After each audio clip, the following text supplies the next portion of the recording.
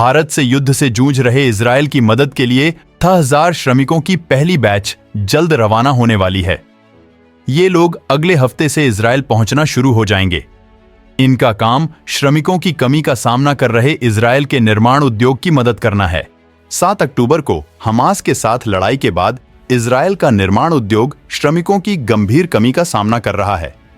Israel builders association (IBA) के एक सूत्र के अनुसार ये 10,000 कर्मचारी हर हफ्ते 700-1000 के ग्रुप में पहुंचेंगे। गाजा में हमास के साथ इजरायल के सबसे हालिया संघर्ष के कारण इजरायली निर्माण उद्योग गंभीर संकट में है। पिछले 4 महीने में इजरायल में निर्माण उद्योग का काम बिल्कुल ठप पड़ा हुआ है। इजरायल ने सुरक्षा कारणों से फिलिस्तीनी श्रमिकों के प्रवेश पर प्रतिबंध लगा दिया है और कई हजार अन्य विदेशी श्रमिकों ने इजरायल को छोड़ दिया है।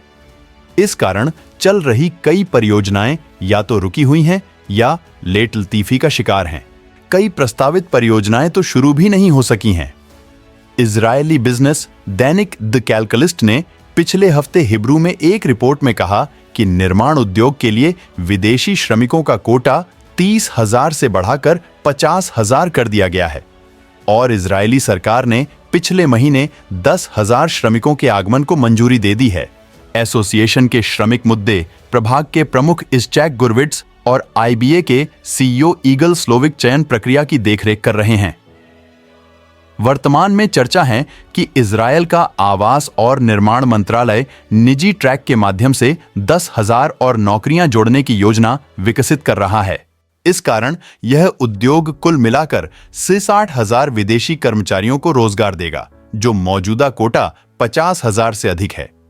दिसंबर में प्रधानमंत्री नरेंद्र मोदी के साथ एक फोन कॉल में इजरायली प्रधानमंत्री बेंजामिन नेतन्याहू ने भारत से इजरायल में विदेशी श्रमिकों के आगमन को आगे बढ़ाने पर चर्चा की। इजरायली मंत्री ने दिल्ली का दौरा कर चर्चा की थी। पिछले साल अप्रैल में भारत यात्रा के दौरान इजरायल के अर्थव्यवस्था मंत्री नीर बरकत ने नई दिल्ली में प्रतिनिधियों और अपने समकक्ष के साथ निर्माण सहित कई क्षेत्रों में भारतीयों को रोजगार देने पर चर्चा की थी। इस दौरान अलग अलग उद्योगों में काम करने के लिए लगभग 160,000 लोगों को इजरायल भेजने पर सहमति बनी। भारतीय श्रमिकों का कहना है कि वे इजरायल में खुद को सुरक्षित महसूस करते हैं। वहां उन्हें काफी आकर्षक वेतन भी मिलता है।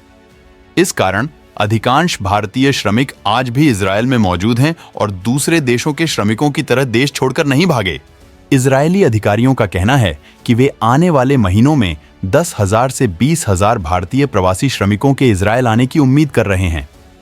इजरायल के centre for international migration and integration (CIMI) के अनुसार साल 2021 में भारत और इजरायल के बीच द्विपक्षीय समझौता हुआ था, जिसमें लगभग इतने ही श्रमिकों को इजरायल में आने पर सहमति बनी थी।